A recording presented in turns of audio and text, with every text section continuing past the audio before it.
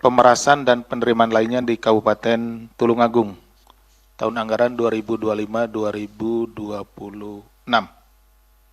Pada hari ini, Sabtu 11 April 2026, KPK kembali menyampaikan informasi terkait dengan kegiatan penyelidikan tertutup yang kemudian terjadi peristiwa tertangkap tangan para terduga pelaku tindak pidana korupsi dan telah ditemukan bukti permulaan yang cukup atas peristiwa dugaan perbuatan melawan hukum atau penyalahgunaan kekuasaan yang dilakukan oleh para pihak dalam dugaan tindak pidana korupsi terkait pemerasan atau penerimaan lainnya di lingkungan pemerintah Kabupaten Tulungagung, Jawa Timur.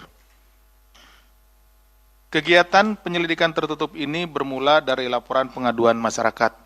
Untuk itu, kami pada kesempatan ini menyampaikan ucapan terima kasih kepada masyarakat, tentunya yang telah berfungsi atau memfungsikan sebagai social control atau kontrol dari masyarakat terkait dengan kegiatan atau pelaksanaan pemerintahan khususnya di Tulungagung. Pengaduan masyarakat tersebut disampaikan kepada KPK tentunya dan kemudian ditindaklanjuti bahwa pada periode tahun 2025-2026 saudara GWS selaku Bupati Tulungagung 2025-2030 melantik sejumlah pejabat di lingkungan Pemkab Tulungagung. Jadi ini ada kaitannya dengan pelantikan para pejabat ya, OPD. Pasca pelantikan tersebut, saudara GWS meminta para pejabat menandatangani surat pernyataan mundur dari jabatan dan mundur dari ASN jika tidak mampu melaksanakan tugas dan tanggung jawab yang diberikan. Jadi pada kesempatan ya, beberapa saat setelah dilantik, ya dipanggil satu-satu. Sudah tersedia di situ surat pernyataan, ya. Surat pernyataan isinya itu yang menyatakan akan mundur dari jabatan dan juga mundur dari ASN jika tidak mampu melaksanakan tugas dan tanggung jawab yang bersangkutan bertanggung jawab atas pengelolaan anggaran. Gitu. Apapun yang terjadi, nah dia akan bertanggung jawab penuh. Nah itu juga diminta menandatangani. Jadi ada dua surat tersebut ya. Surat pengunduran diri jabatan dan mundur diri ASN itu satu surat, walaupun isinya dua. Kemudian tanggung jawab mutlak itu satu surat. Surat pernyataan mundur dari jabatan dan mundur dari ASN tersebut sengaja tidak dicantumkan tanggalnya dan salinannya tidak diberikan kepada para pejabat tersebut. Jadi dipanggil ke ruangan khusus, di situ ada ajudannya, diminta untuk tanda tangan, ya yang tadi juga para pejabat tersebut tidak diperbolehkan membawa HP sehingga tidak ada kesempatan untuk memfoto gitu ya, seperti itu. Dokumen ini kemudian diduga digunakan oleh GWS sebagai sarana untuk mengendalikan sekaligus menekan para pejabat agar loyal dan menuruti setiap perintah GWS. Nah, jadi suratnya kan sudah dipegang nih, pernyataan mengundurkan diri dan mundur dari ASN. Cuman belum tanggalin.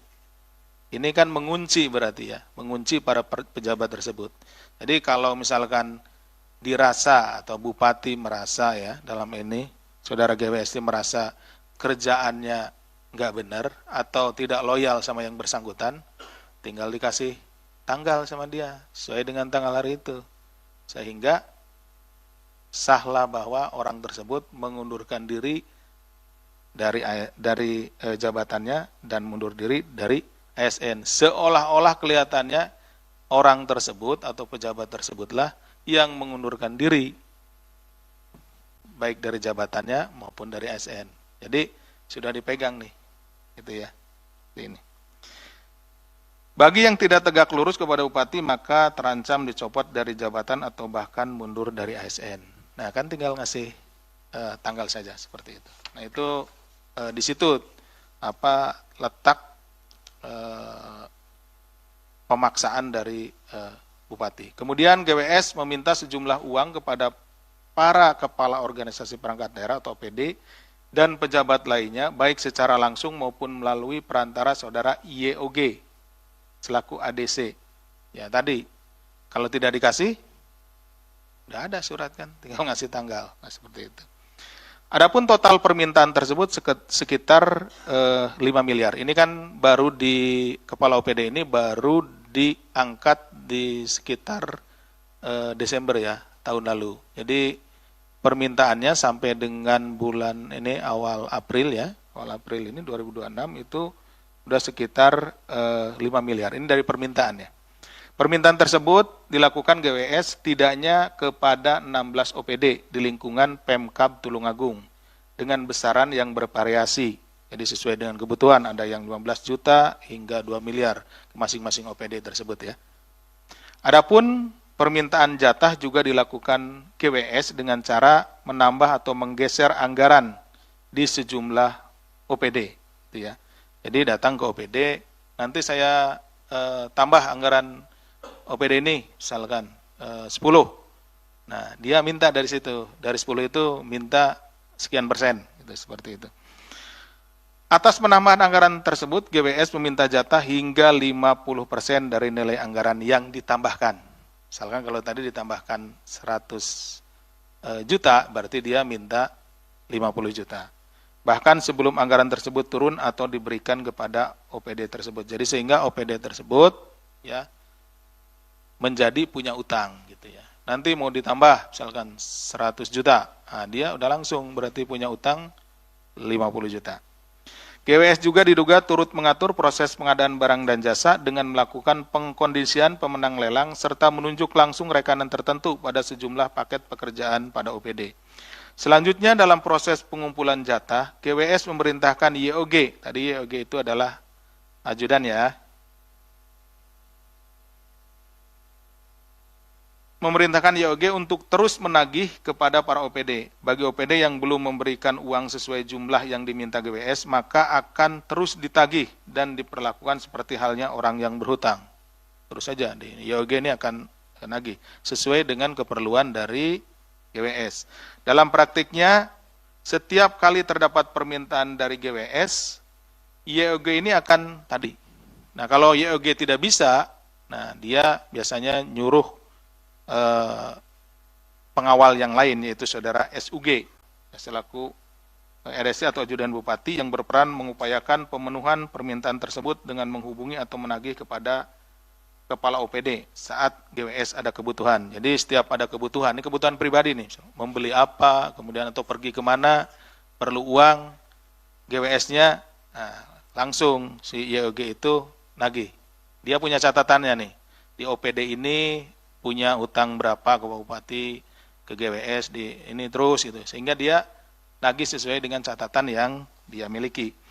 Dari total permintaan GWS kepada para OPD yang sekurang-kurangnya sebesar 5 miliar, realisasi uang yang telah diterima oleh GWS kurang lebih 2,7 miliar. Ya. Jadi kenapa ada perbedaan ya antara 5 miliar permintaan dengan 2,7 miliar yang sudah terrealisasi tadi. Nah, permintaan itu kalau misalkan setiap ada tambah tadi ya, tambah anggaran dan lain-lain, sudah jelas mintanya 50%. Dianggap utang. Berarti itu permintaan. Nah, untuk penerimaannya, realisasi penerimaannya sesuai dengan kebutuhan GWS. Jadi hari ini butuh berapa, ya dia minta. Mungkin seminggu lagi butuh berapa, ya dia minta. Gitu. Jadi tidak langsung juga yang tadi diberikan tambahan itu yang 50% dia ambil. Karena memang juga anggarannya belum masuk juga gitu. Tapi itu sudah tercatat sebagai hutang. Uang ini diduga digunakan untuk kepentingan pribadi seperti untuk pembelian sepatu bermerek ya tentunya, kemudian pembayaran berobat, jamuan makan dan keperluan pribadi lainnya yang juga dimintakan atau dibebankan pada anggaran di OPD. Walaupun sebetulnya yang bersangkutan juga selaku bupati sudah punya anggaran operasional ya atau dana operasional. Uang tersebut juga digunakan GWS untuk pemberian THR kepada sejumlah Forkopimda di pemerintah Kabupaten Tulungagung. Ini berdasarkan pengakuan dari saudara YOG. Setelah mendapat informasi awal dari masyarakat terkait dugaan tindak pidana korupsi di Kabupaten Tulungagung, tim KPK selanjutnya melakukan pengumpulan bahan tambahan. Setelah mendapat kecukupan informasi, tim melakukan pemantauan intensif di wilayah tersebut. Pada hari Jumat 10 April 2026, tim kemudian mendapatkan informasi akan adanya penyerahan uang tunai untuk kepentingan Bupati. Penyerahan dilakukan oleh pejabat Kabupaten Tulungagung melalui stafnya kepada saudara GWS melalui perantara saudara YOG. Uang tunai tersebut diduga merupakan alokasi atau jatah dari permintaan GWS kepada salah satu OPD yang ada di Kabupaten Tulungagung. Jadi pada saat itu ada informasi penyerahan, kemudian tim bergerak dan uang yang diberikan berhasil kami amankan, termasuk juga para pihak yang terlibat di dalamnya. Nanti rekan-rekan akan melihat uang yang berhasil kami sita. Tim KPK kemudian mengamankan total 18 orang di wilayah Kabupaten Tulungagung. Pemeriksaan awal dilakukan terhadap Bupati di Polres Sidoarjo, untuk bupatinya di Polres Sidoarjo, ya, tidak di Tulungagung. Sementara 7 pihak lainnya diperiksa di Polres Tulungagung. Selanjutnya setelah dilakukan pemeriksaan awal, tim KPK kemudian membawa 13 orang diantaranya ke Jakarta pada hari Sabtu 11 April 2026 untuk dilakukan pemeriksaan intensif di Gedung Merah Putih KPK. Jadi karena waktunya juga di sana kurang cukup ya, kemudian juga ada beberapa hal yang perlu didalami, maka 13 orang ini dibawa ke Gedung Merah Putih ini. 13 orang tersebut yaitu saudara GSW selaku Bupati Tulungagung periode 2025-2030, saudara YOG selaku ADC atau Ajudan Bupati, saudara WIN Kepala Dinas PUPR, kemudian saudara HAR Kepala Badan Pengelolaan Keuangan dan Aset Daerah, kemudian saudara YUL Kabag Umum Setda ya Kabupaten Tulungagung, kemudian saudara YAN Kepala Dinas Pertanian, saudara AWD Kabag Protokol dan Komunikasi Pimpinan, saudara APU Kepala Badan Kesatuan Bangsa dan Politik Kesbangpol, saudara MAC Kepala Dinas Kebudayaan dan Pariwisata, saudara RPI Kepala Dinas Sosial, saudara OSH stafnya saudara YUL, saudara JAT adik kandung Bupati, kemudian saudara SUG ADC Bupati atau Ajudan. Selain itu, dari kegiatan penyelidikan tertutup ini, tim juga mengamankan barang bukti dalam bentuk dokumen, barang bukti elektronik, beberapa pasang sepatu, ya, serta uang tunai senilai 335,4 juta yang merupakan bagian dari uang senilai 2,7 miliar yang telah diterima oleh GWS dari permintaannya yang 5 miliar. Selain itu, dalam pemeriksaan intensif kepada para pihak, GWS juga diduga melakukan pengaturan vendor pengadaan alat kesehatan di RSUD dengan menitipkan vendor agar dimenangkan dalam lelang. GWS juga diduga melakukan pengaturan agar rekanan menjadi pemenang dalam pengadaan penyediaan jasa cleaning service dan security di OPD-OPD Kabupaten Tulungagung. Berdasarkan kecukupan alat bukti dalam dugaan tindak pidana korupsi terkait pemerasan dan penerimaan lainnya di lingkungan Pemkab Tulungagung, KPK kemudian menaikkan perkara ini ke tahap penyidikan dan menetapkan 2 orang tersangka, yaitu saudara GSW Bupati Tulungagung periode 2025-2030 dan saudara YOG ADC atau Ajudan Bupati. KPK selanjutnya melakukan penahanan terhadap para tersangka untuk 20 hari pertama sejak hari ini, hari Sabtu tanggal 11 April 2026 sampai dengan tanggal 30 April 2026. Penahanan dilakukan di Rumah Tahanan Negara Cabang Gedung Merah Putih KPK.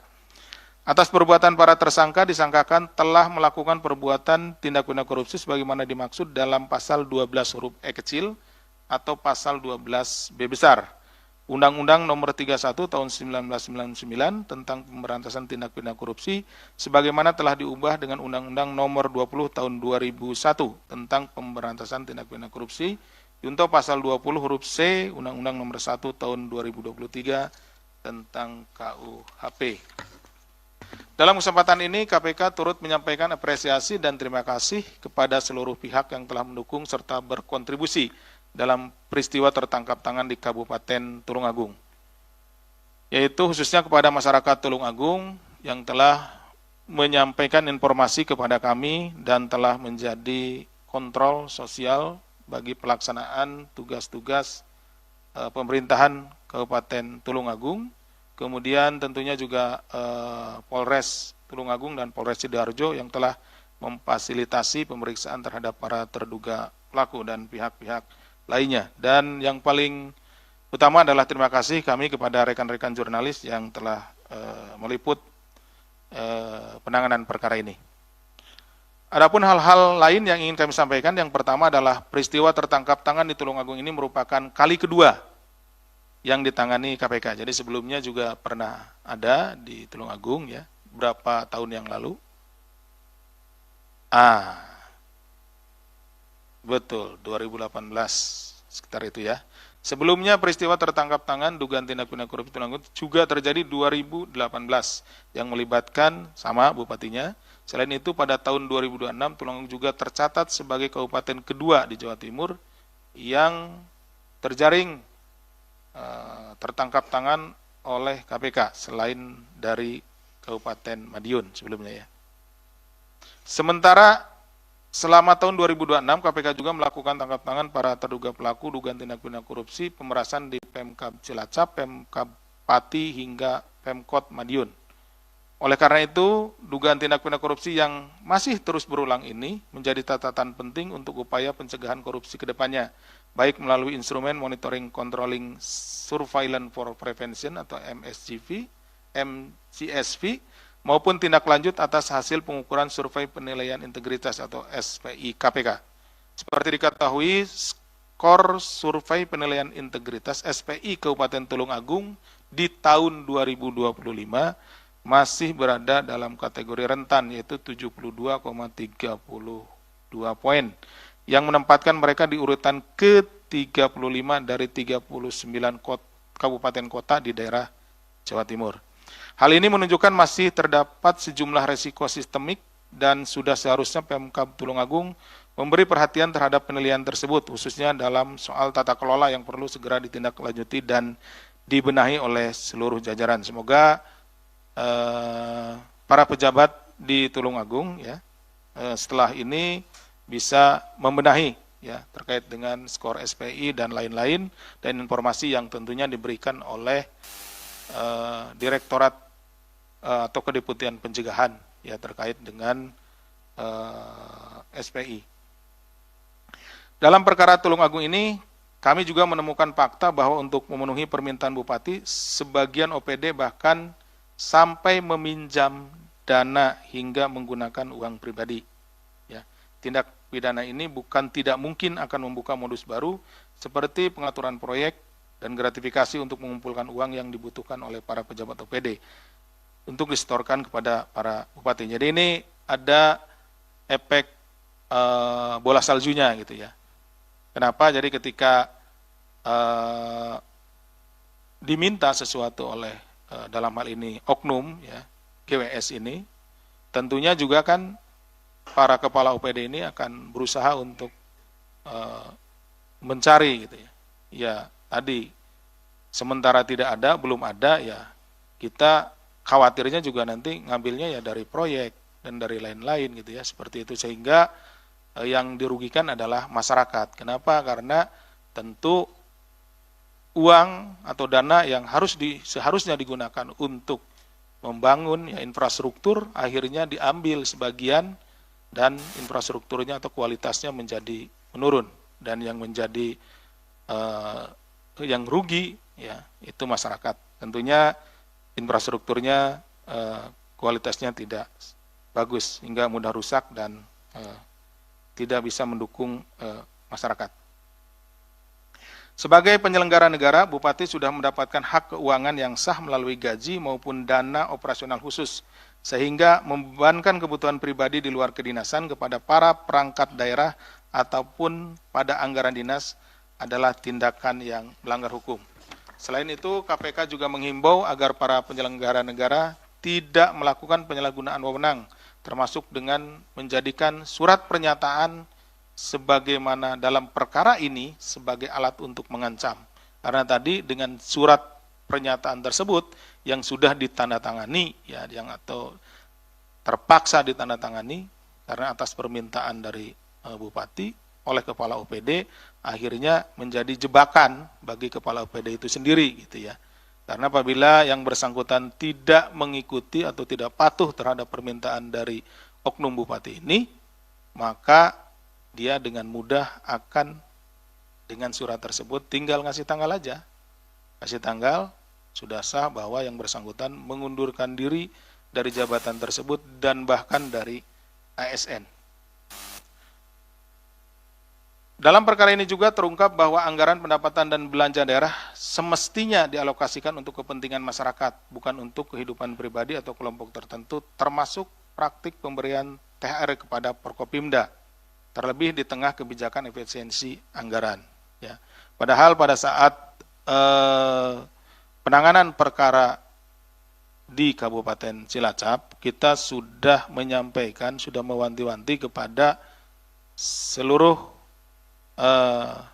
pejabat, ya, khususnya para bupati maupun wali kota untuk tidak memberikan THR. Tetapi rupanya pada kesempatan itu mungkin informasinya belum sampai, ya, atau bagaimana sehingga tetap ditemukan, ya, bahwa ada pemberian THR untuk Forkopimda.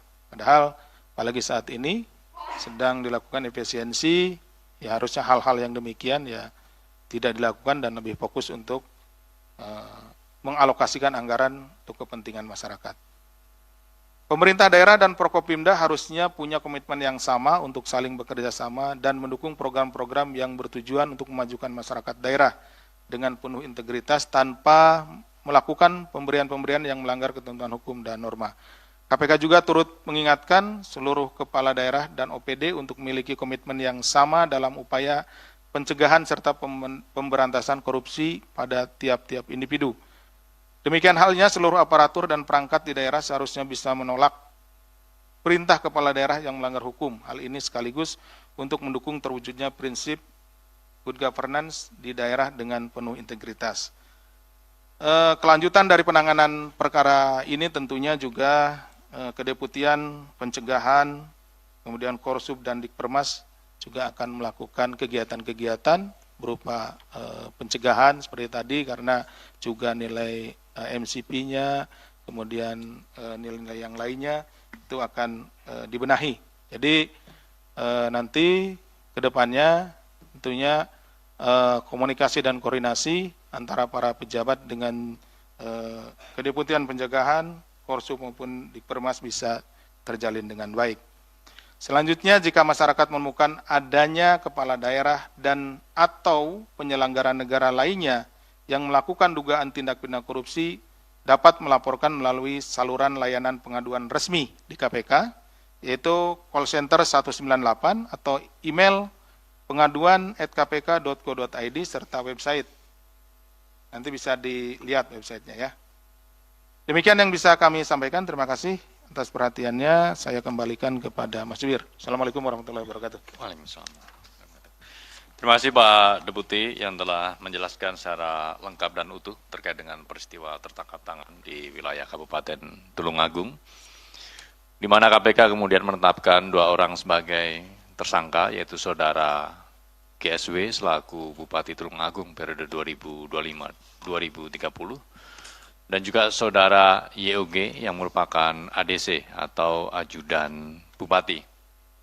Selanjutnya para tersangka ditahan untuk 20 hari pertama terhitung sejak hari ini, tanggal 11 April hingga nanti tanggal 30 April 2026.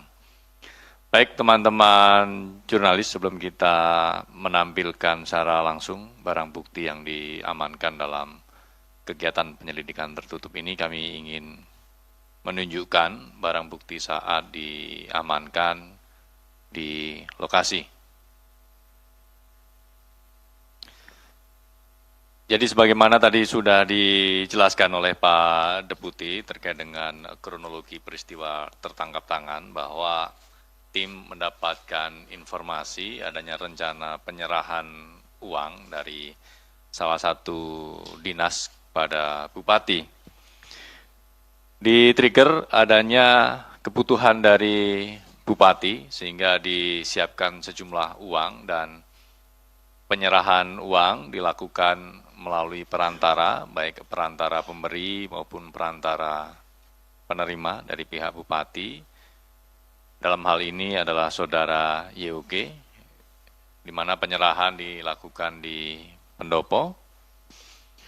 Kemudian pasca dilakukan penyerahan, kemudian tim mengamankan para pihak dan juga barang bukti, diantaranya dalam bentuk uang tunai, sebagaimana kawan-kawan bisa lihat dalam layar.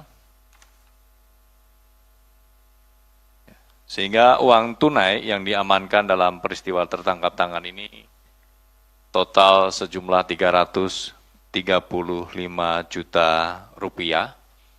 Ini bagian dari total dugaan penerimaan yang sudah dilakukan oleh Bupati sekitar 2,7 miliar. Dari permintaan setidaknya senilai 5 miliar kepada sekurang-kurangnya 16 OPD yang ada di wilayah Kabupaten Tulungagung. Selain barang bukti dalam bentuk uang, tim kemudian juga mengamankan 4 pasang sepatu. Ini mengapa penting juga kami tunjukkan, karena memang dari fakta-fakta yang didapatkan oleh tim bahwa Bupati ini selalu melakukan reimburse ya, atau minta penggantian atas biaya-biaya yang sudah dikeluarkan. Bahkan hingga pembelian sepatu itu juga minta untuk diganti biayanya oleh perangkat daerah atau OPD. Kemudian biaya-biaya seperti kebutuhan berobat, jamuan makan, dan juga keperluan pribadi lainnya. Nah, baik teman-teman jurnalis, kita akan tunjukkan secara langsung barang bukti dimaksud.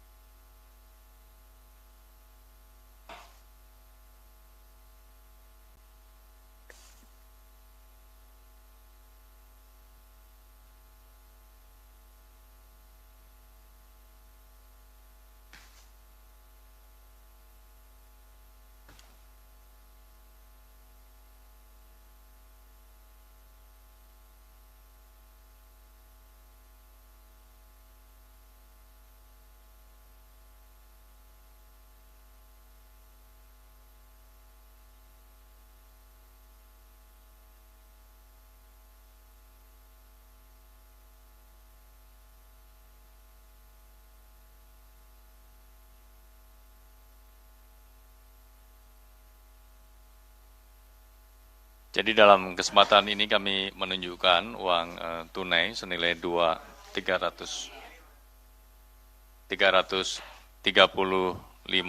juta rupiah dan juga 4 pasang sepatu.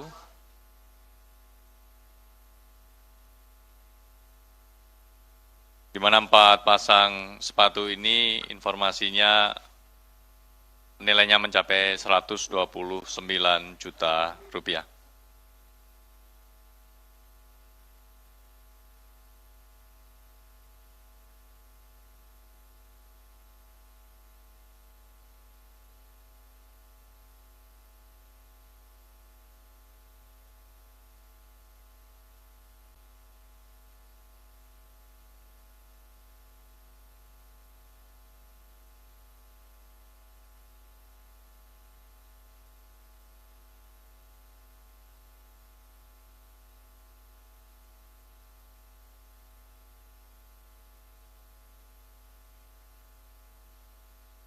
Oke, cukup. Terima kasih.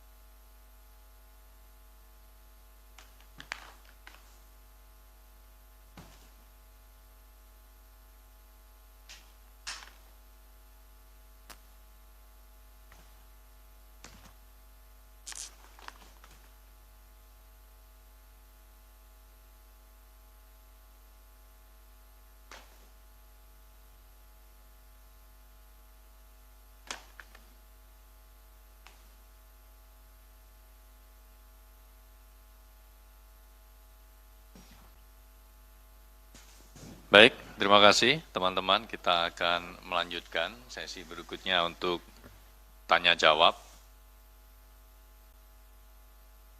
Kita buka sesi pertama untuk 3 penanya terkait dengan perkara ini. Kami persilahkan. 1, nanti sebut nama dan media. Mbak, Mas Mario. 1 lagi mungkin.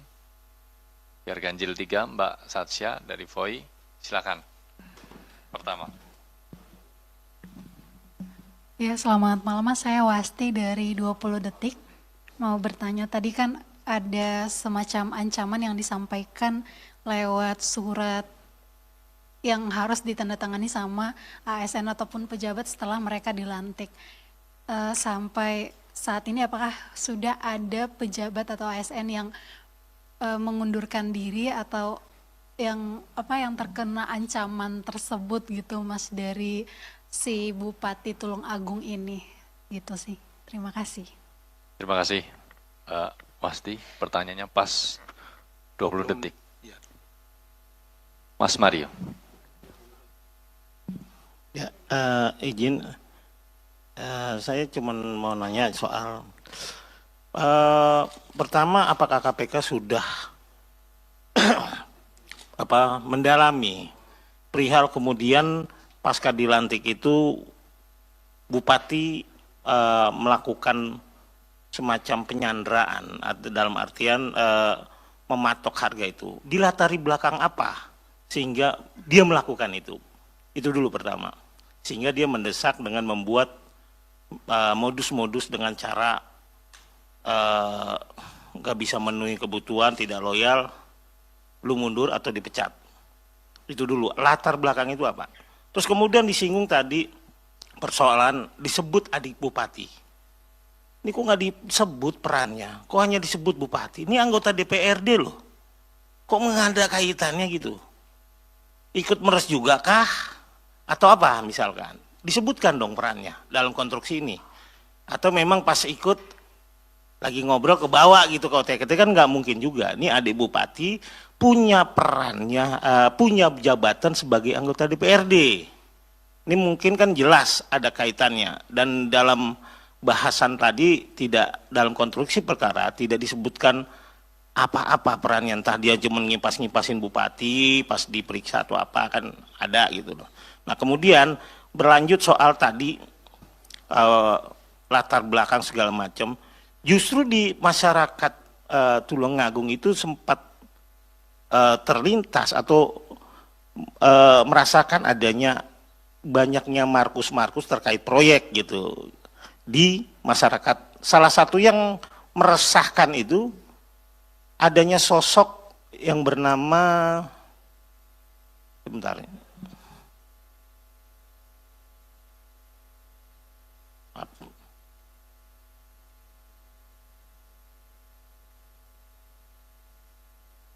Kami menunggu. Ya maaf Pak Deputi ya. Di sini ada sosok Markus bernama Ibnu. Ibnu ini dari informasi yang berkembang itu selalu menjual bahwa dia bagian dari Ibu Solo, sehingga dia bisa menekan Ibu Solo. Solo. Artinya ya sudah tahu banyak orang kalau di Solo itu siapa jagoannya dan ini ibunya gitu. Nah artinya ketika dia meminta proyek selalu menjual nama Ibu Solo. Nah salah satunya adalah bupati ini yang ditangkap ini, sehingga dia harus mencukupi proyek ataupun permintaan-permintaan ini dengan menjual nama tersebut Ibu Solo. Nah, kalau bisa ditanya beberapa kepala daerah baik di Jawa Timur maupun di di Jawa Timur ataupun Jawa Tengah, sosok Ibnu ini sangat terkenal gitu di tingkatan SKPD dalam menjual nama untuk mendapatkan proyek atau mendapatkan uang, dan dianggap cukup meresahkan di berbagai kepala daerah. Apakah KPK sudah mendalami sosok Ibnu ini? Nah, kemudian mengutip pernyataan Pak Deputi terakhir, jika masyarakat mendapatkan informasi terkait adanya praktik-praktik yang mencurigakan atau berindikasi tindak pidana korupsi yang dilakukan kepala daerah, bisa menyampaikan langsung ke KPK. Nah, justru saya menyampaikan bahwa tetangga-tetangga dari Tulungagung ini ngeri-ngeri. Ada Jember, ada Malang, malah di Malang, kota Malang itu ya anaknya itu yang ngatur semua proyek. Apakah KPK udah menelisik tetangga-tetangganya dan beberapa tempat yang kepala daerahnya justru ya lebih sakti dari ini, lebih jago lah mainnya dari ini. Itu aja, makasih. Terima kasih Mas Mario, ada 4 poin pertanyaan. Mbak Satya dari Voice, silakan.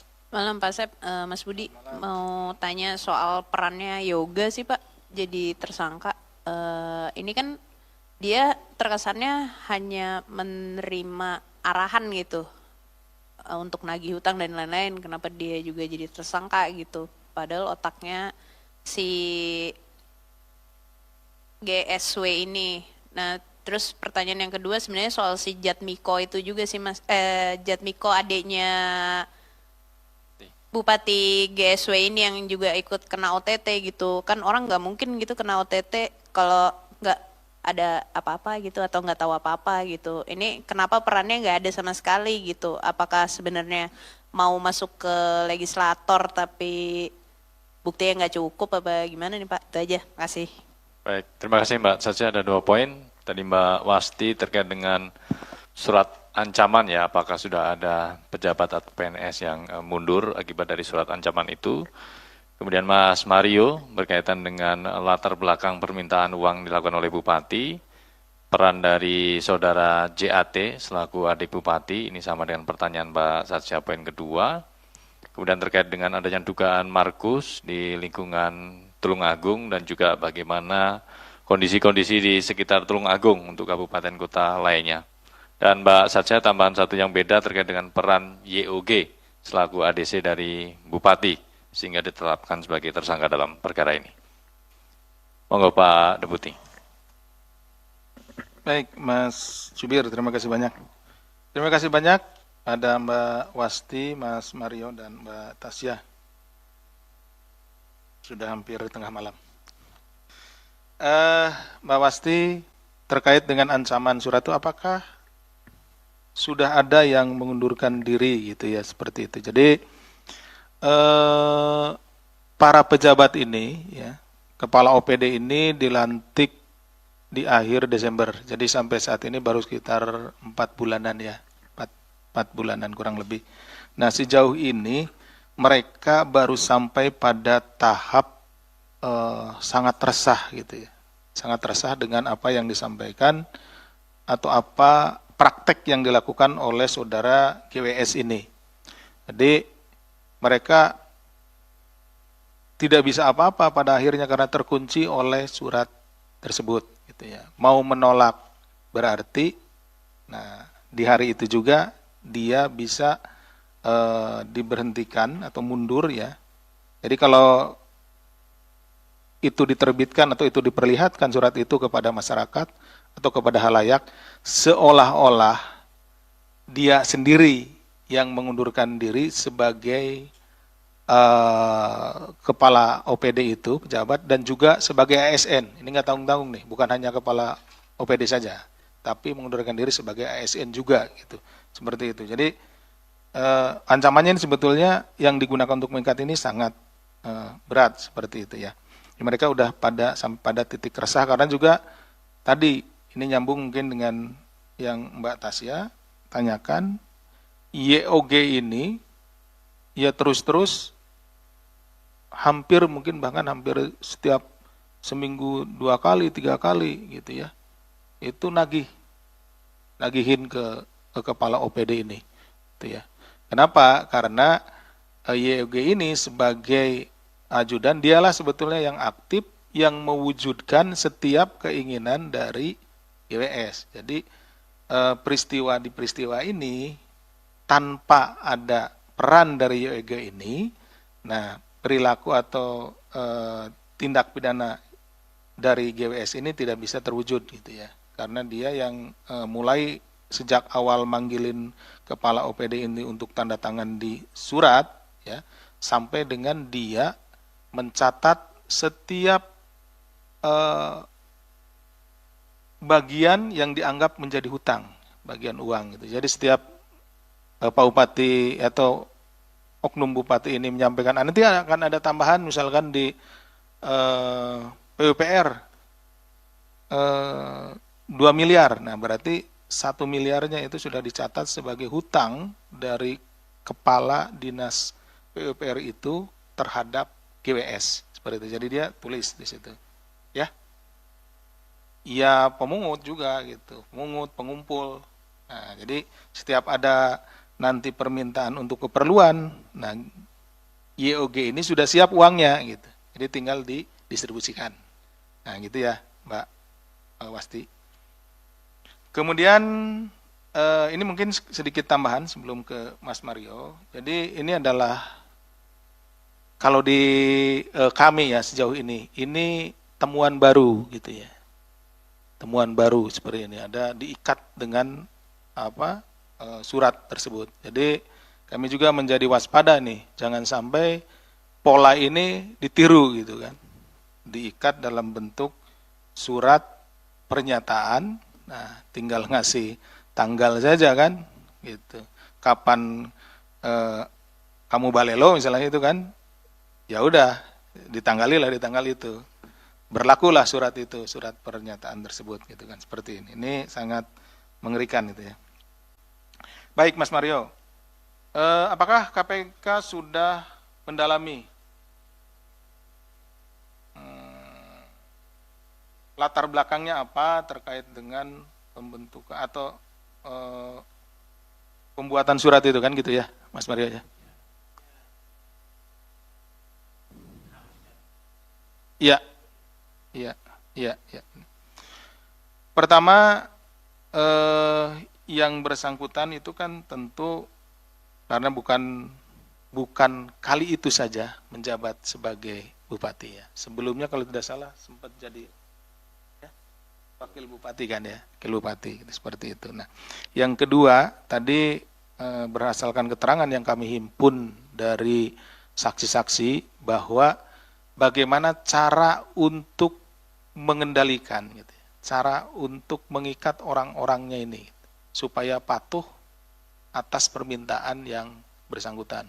Kemudian yang bersangkutan juga saudara GWS ini ingin bisa lolos ya ketika misalkan ini jadi perkara nih atau temuan lah ya, satu temuan itu ingin bisa lolos ketika misalkan diaudit apakah nanti BPK mengaudit gitu ya atau inspektorat mengaudit.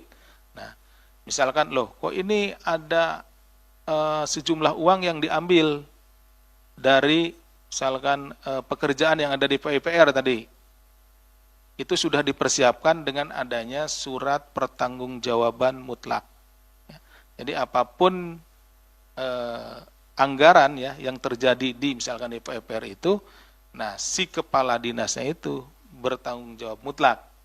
Nah itu pertama ya untuk lepas. Kedua untuk mengontrol supaya dia mau memberikan, digunakanlah surat yang kedua, yaitu surat yang menyatakan bahwa yang bersangkutan akan mengundurkan diri dari jabatannya dan mengundurkan diri dari ASN.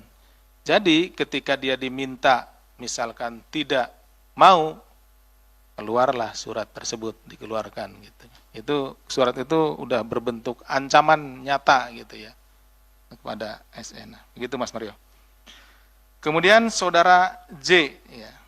Ini perannya seperti apa nih, saudara J diperiksa di sana, dibawa ke sini gitu ya. Apa sih sebetulnya? Jadi statusnya itu sebagai saksi yang bersangkutan gitu. Penyidik menduga bahwa yang bersangkutan ada hubungan kekerabatan dan juga ya sebagai pejabat mengetahui praktek-praktek ini gitu. Jadi kita ingin mendalami yang bersangkutan ya praktek yang dilakukan oleh GWS karena memang ini terus terang saja baru gitu ya. Bagi kami juga baru menemukan ini di beberapa OTT tertangkap tangan yang kita lakukan itu dengan pasal yang sama pemerasan nggak ada yang seperti ini. Biasanya minta langsung gitu kan, ditakut-takuti akan dilakukan rolling atau dikasih contoh dulu. Salah satu kepala OPD misalkan diganti seperti itu sehingga menimbulkan efek ketakutan ke yang lainnya. Nah tapi ini enggak, ini dari awal memang sudah dikunci gitu. Pertama dia akan berusaha menyelamatkan dengan surat tanggung jawab mutlak. Yang kedua untuk mengontrol orang-orang ini supaya mengikuti apa yang dia lakukan, yang dia inginkan. Nah dia dikontrol dengan surat pengunduran diri sebagai kepala OPD dan juga sebagai ASN. Kemudian ada sosok Ibnu. Nah ini kalau ini kami penyidik mengucapkan terima kasih banyak. Belum sampai ke situ. Ya, jadi maksudnya dari 1 kali 24 jam penanganan perkara ini kami belum mendapatkan informasi terkait dengan perannya saudara Ibnu. Ini terima kasih dari Mas Mario. Kita juga akan dalami karena kemungkinan besar kalau menurut tadi cerita yang disampaikan Mas Mario bahwa salah satu motivasi dari GWS ini, nah mungkin ada tekanan gitu kan, karena diminta kan sejumlah uang. Nah kita akan dalami ini Mas. Terima kasih banyak ya, karena kita juga selain tadi kan untuk beli kebutuhan pribadi dan lain-lain. Nah sepatu itu ternyata lumayan mahal juga setelah kami cek itu gitu ya. Hampir 129. Ya 120-an lah, 129 juta ternyata. Saya pikir itu murah tadi. Ya. Nah itu. Jadi di samping untuk kebutuhan pribadi, untuk membayar berobat ya, perawatan dan lain-lain gitu ya. Mungkin juga ini sangat memungkinkan karena ini nilainya nyampe permintaannya sampai 5 miliar gitu ya. Ini cukup besar. Dan rentang 4 bulan lah gitu ya. Rentang 4 bulan itu saya pikir ini sangat besar gitu ya. Kemudian begitu juga dengan yang keempat ini untuk kabupaten-kabupaten di sekitar Tulungagung. Terima kasih atas masukannya karena tadi disampaikan bahwa perlu kami melakukan pengawasan dan pendalaman karena tentunya ada potensi-potensi tindak pidana korupsi. Mudah-mudahan juga dengan adanya kegiatan yang kami lakukan di Tulungagung ini dengan sendirinya ya. Kalau itu memang terjadi segera berbenah gitu ya, atau masih terjadi segera berbenah untuk memperbaiki diri karena tentunya juga tindak pidana korupsi ini sangat merugikan masyarakat. Saat ini kita dalam kondisi sedang efisiensi dan tentunya untuk setiap rupiah di anggaran itu harus benar-benar digunakan untuk kepentingan masyarakat. Ke Mbak Tasya, tadi yang YOG-nya sudah ya, kemudian yang J ini juga tadi sudah, satu lagi boleh, silahkan. Pak, ini kan Pak Asep bilang ini baru nih modus Ya. kayak gini nih Ya. OTT-nya. Sejauh ini tuh udah ketahuan belum sih Pak? Itu otaknya dari si GSW sendiri apa ada orang lain juga gitu? Kayak terencana banget gitu Pak, soalnya Ya. dari awal gitu. Ya, ya. Tuh ya Pak, makasih. Ya. Betul Mbak, makanya ini kan sedang kita dalami antara GSW dan YOG karena YOG itu juga perannya sangat vital itu. Artinya berdasarkan keterangan yang kita peroleh bahwa dia yang manggilin gitu, dia yang tanda tangani. Jadi maksudnya manggil kepala dinas ini untuk menandatangani itu gitu kan. Jadi memang selalu bersama-sama di situ dengan GWS ini. Nah, jadi GSW ini. Nah, jadi kami sedang mendalami itu. Ini apakah ini ada berdua ini gitu kan ya, atau memang dia hanya pelaksana saja gitu. Memang tetap di GSW gitu, seperti itu. Karena kami juga melihat tadi seperti disampaikan ke Mas Mario, yang bersangkutan bukan pertama kali sebagai pejabat gitu. Mungkin apakah dari pengalamannya gitu ya, yang bersangkutan dari pengalaman-pengalamannya gitu ya, seperti itu, sehingga menemukan celah untuk melakukan kejahatan gitu, seperti itu. Jadi dia menggunakan 2 surat tersebut. Demikian mungkin. Baik, terima kasih Pak Deputi. Ini untuk informasi tersangka sudah bersiap turun, jadi mungkin kalau masih ada pertanyaan langsung on point ya Mbak ya. 1, ada lagi? Opa? Oh, keburu kelewat kalau luar kasus kayaknya. Tersangkanya udah mau turun. Kasus dulu ya. Ya betul, setuju gitu. Ambil dulu aja, nanti ini mah besok-besok boleh nanya lagi. Oke, moga Mbak. Langsung pertanyaan Mbak. Iya ya? Mas, saya Sela dari Kompas.com. Pertanyaan langsung masih Siapa, soal siapa? kasus. Ya, ya, Pak. Sela Kompas.com. Mbak Sela, Iya, siap. masih soal kasus Mas. Ini kan ada 2 surat ya tadi ya di surat tanda siap, tangan ya. siap. Ini tuh kan kalau dari segi mungkin dari awam melihatnya ini kayaknya dokumen apa sih kayak nggak ada kekuatan hukumnya sebenarnya. Kenapa ini akhirnya menjadi membuat jadi tekanan kepada si OPD-nya? Apakah memang sudah ada teknisnya seperti apa sih? Apakah memang ada ancaman penjaranya kah atau ancaman cuman turun itu aja kah? Oke. Dan apakah ini kan tadi yang Bapak bilang ini sebagai modus baru ya? Apakah ini nanti ke depan akan dibahas dengan pemerintah? Karena ini kan takutnya terulang. Ya, Mungkin atau bahkan sudah terjadi, apakah itu akan ya. dibahas lah. Dan satu lagi Pak, Ya. itu kan tadi disebutkan kalau si Gatot itu, GSW itu mengkondisikan sejumlah tempat, sejumlah pengadaan untuk dimenangkan vendornya, rekanannya ya. Salah satunya soal Alkes. Dalam kasus ini apakah sudah ada rekanan yang sudah diuntungkan dalam kasus ini? Apakah udah ada indikasi ke sana? Itu aja, terima kasih. Oke, terima kasih Mbak Sela. 2 poin. Opa dari El Sinta. Ya, Assalamualaikum. Negara kita negara hukum. Kalau saya ngelihat begini nih, saya mungkin sedikit bertanya sekaligus evaluasi ya. Dari beberapa OTT kepala daerah di sejumlah tempat, terutama di Pemkab maupun provinsi ini, kalau dilihat modus dan konstruksinya itu aja, mensreanya itu pemerasan dengan ancaman digeser atau dipecat. Ya. Kemudian ada juga permintaan jatah dari proyek. Yang jadi pertanyaan adalah ada Forkominda di situ dan juga ada DPRD. Sejauh ini fungsinya apa? Sampai THR pun dia masih mau menerima begitu loh. Kemudian sistem rekrutmen pejabat dan sistem pengadaan seperti apa yang tepat menurut KPK, padahal secara infrastruktur sistem yang telah dibuat itu udah ketat ya. Seperti dengan adanya lelang secara pengadaan secara elektronik. Kemudian pertanyaannya pencegahan seperti apa? Dan ini tidak berprogres gitu loh. Di mana letak kesalahannya? Kemudian terkait kasusnya apakah kemungkinan akan dikembangkan? Karena mengingat KPI-nya yang jeblok pasti sudah bocor itu anggaran kemana-mana. Dan beberapa tata kelola keuangan daerah ini kayaknya udah hancur banget. Apalagi daerah Jawa Timur ini paling sering OTT dari Malang sampai ke sejauh ini Tulungagung bahkan 2 kali. Dan saya ada satu pertanyaan lagi, harga sepatu yang disita itu kan 129 juta. Masyarakat pasti bertanya nih, sepatunya aja harganya 120 juta. Nah mobilnya berapa harganya? Dia kalau mobil naik mobil angkot juga malu, atau mobil Toyota aja nggak ngebanting. Nah apakah KPK akan menelusuri?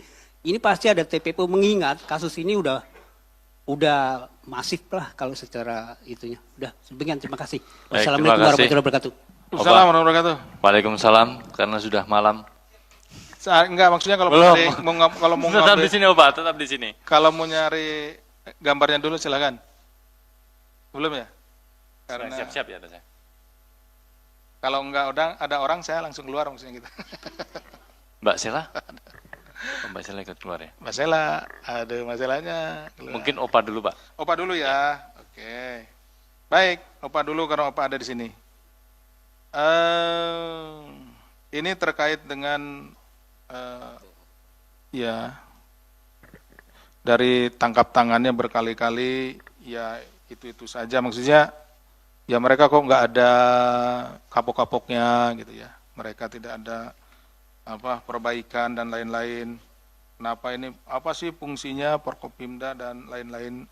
Nah ini sebetulnya sih kami berharap di Forkopimda ini kan ada forumnya, forum komunikasi gitu kan. Seharusnya di forum komunikasi itulah saling mengingatkan, apalagi di situ kan ada aparat penegak hukumnya gitu ya. Gitu. Di Forkopimda itu seharusnya aparat penegak hukumnya itulah yang memberikan masukan, kemudian juga memberikan pencerahan dan lain-lain kepada ya pemerintah daerah gitu ya, Pak Bupati dan Wali Kota dan lain-lain. Seperti itu harapannya. Tapi tentunya juga ini menjadi hal yang sesuai dengan pertanyaan Opa, menjadi titik fokus bagi kami juga mendorong nanti kedeputian pencegahan dan lain-lain supaya fokus gitu ya. Nanti bagaimana mengkomunikasikan dengan aparat penegak hukum yang ada di Forkopimda itu supaya ikut bersama-sama ya memberikan masukan pencerahan terkait dengan penanganan tindak pidana korupsi atau nilai-nilai anti korupsi seperti itu ya. Sampai saat ini ya masih seperti itu gitu Pak ya. Artinya ya keadaannya atau kondisinya masih seperti itu. Tadi ada penerimaan THR dan lain-lain. Artinya kan ya justru turut serta gitu ya. Artinya maksudnya turut serta itu ya tidak memberikan ya upaya pencegahan dan lain-lain gitu ya. Seperti itu. Kemudian terkait dengan ya pencegahan dan lain-lain harus seperti apa modelnya gitu ya. Kemudian juga kasusnya apakah akan dikembangkan. Sebetulnya yang kami rancang itu ya, karena sistem pencegahan itu harus selalu menyediakan atau konteks pencegahan ya. Pencegahan itu akan efektif ketika ada orang, ada petugasnya, gitu ya. Itu konsep pencegahan. Gitu. Nah, yang paling efektif adalah sebetulnya bagaimana kita untuk meningkatkan moralitasnya, gitu ya. Jadi yang akan dimajukan itu adalah pendidikan dan peran serta masyarakat. Karena tentu saja dengan jumlah yang sangat sedikit pegawai KPK itu di Kadipaten Pencegahan, Korsub dan lain-lain tidak memungkinkan untuk selalu terus hadir memantau setiap kegiatan para bupati, wali kota dan yang lainnya ya, aparatur pemerintahan di daerah seperti itu. Nah, yang perlu kita tingkatkan itu adalah bisa nggak dipantau? Bisa. Tadi makanya kita berkolaborasi dengan masyarakat, dengan jurnalis, di mana masyarakat sebagai social control, ya kontrol dari sosial yang setiap hari akan mengawasi jalannya atau kinerja dari para aparatur pemerintahan ini, sehingga dengan adanya informasi yang diberikan oleh masyarakat, nah kita bisa melakukan penindakan maupun pencegahan. Nah, kami juga berharap aparatur pemerintahan dimanapun berada untuk menyadari bahwa ada masyarakat yang mengawasi gitu. Jadi jangan pernah berpikir bahwa jauh dari Jakarta, jauh dari aparat penegak hukum itu leluasa untuk melakukan tindak pidana korupsi. Ingatlah bahwa ada masyarakat yang juga mengawasi, ya. Mereka memiliki alat, dalam hal ini bisa dengan telepon genggam, bisa merekam dan bisa melaporkan kepada kami, sehingga tentunya mereka menjadi pengawas yang sangat efektif dan kami akan hadir ketika masyarakat menyampaikan informasi yang didukung dengan data-data dan fakta-fakta seperti itu.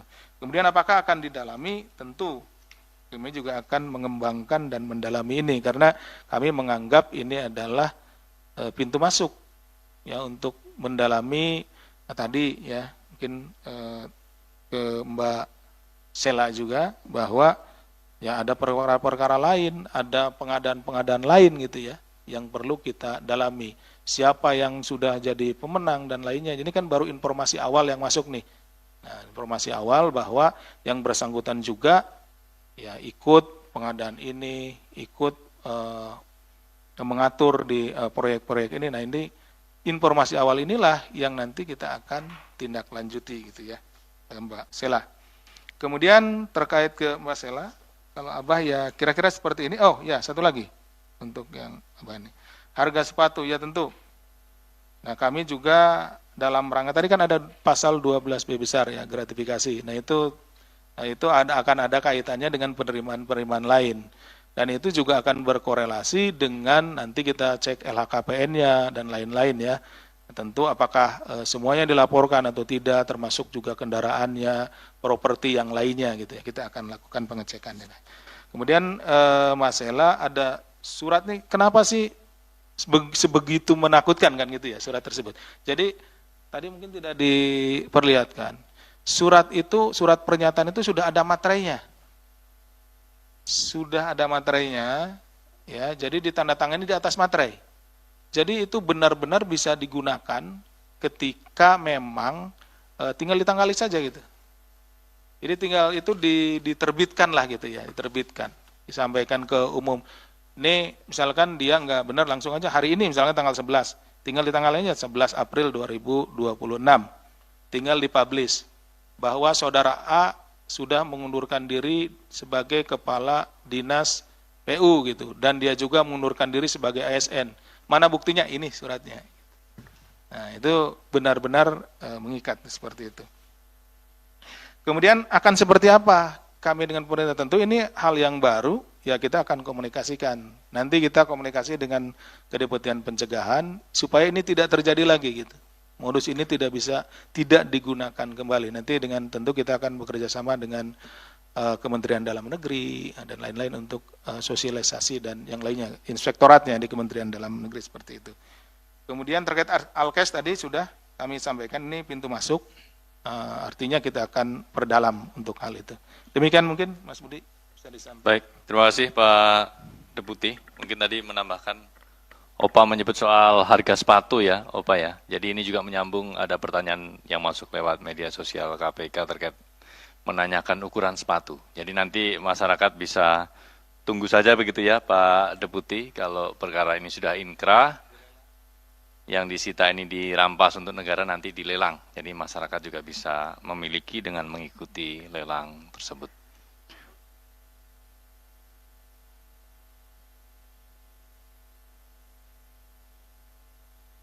Yang mana? Yang YOG? YOG bukan? Bukan. Bukan, yang SUG. SUG yang anggota. Yang YOG bukan. Ya, anggota masyarakat. Ya.